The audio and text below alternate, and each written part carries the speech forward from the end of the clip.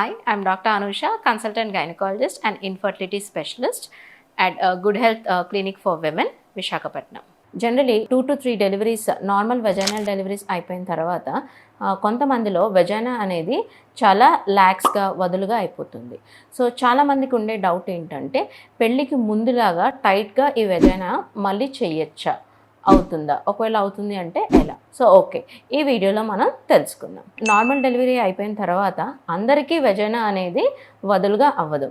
So కొంతమందిలో big babies delivery చేయడం కానీ, లేదంటే డెలివరీ సమయంలో కొంచెం ఇబ్బంది అవ్వడం, ఎక్కువ ప్రొలాంగ్డ్ లేబర్, ఎక్కువసేపు డెలివరీకి టైం పట్టడం వంటివి జరిగినప్పుడు వెజైనా మీద టేర్స్ ఎక్కువైనా సరే ఈ వెజైనా అనేది చాలా ల్యాక్స్ అయిపోయి వదులుగా అయిపోతుంది.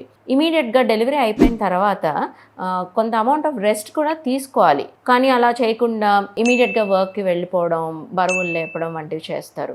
మేము కీగల్స్ ఎక్సర్సైజెస్ అని కూడా చెప్తాం. ఆ కీగల్స్ ఎక్సర్సైజెస్ కూడా చేస్తూ ఉండాలి. కానీ అలాంటివి కూడా చేయకపోవడం వల్ల ఈ ల్యాక్స్ వెజైనా అనేది ఉంటుంది, అంటే వెజైనా వదులుగా అయిపోతుంది. సో దీనివల్ల ఇబ్బంది ఏమవుతుంది అని అంటే మోస్ట్ కామన్గా మనకి క్లయింట్ ఆర్ పేషెంట్ ఏమని కంప్లైంట్ చేస్తారంటే మేము కలుస్తున్నప్పుడు ఆర్ ఇంటర్కోర్స్ చేస్తున్నప్పుడు ఆ సాటిస్ఫాక్షన్ రావట్లేదు అన్నది ఒక కంప్లైంట్. నెక్స్ట్ ఏంటంటే వాళ్ళకి ఆ కాన్ఫిడెన్స్ లెవెల్స్ అనేవి చాలా తక్కువగా ఉంటాయి.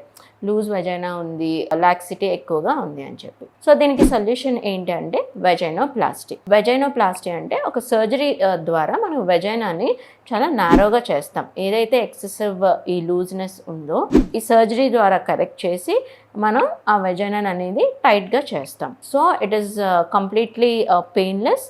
మార్నింగ్ వస్తారు పేషెంట్, అండర్ ఎనెస్థీషియా ఈ వెజైనోప్లాస్టీ అనేది చేయించుకుంటారు. 2 days ఉంటే సరిపోతుంది. నెక్స్ట్ డిశ్చార్జ్ అయ్యి వెళ్ళిపోవచ్చు.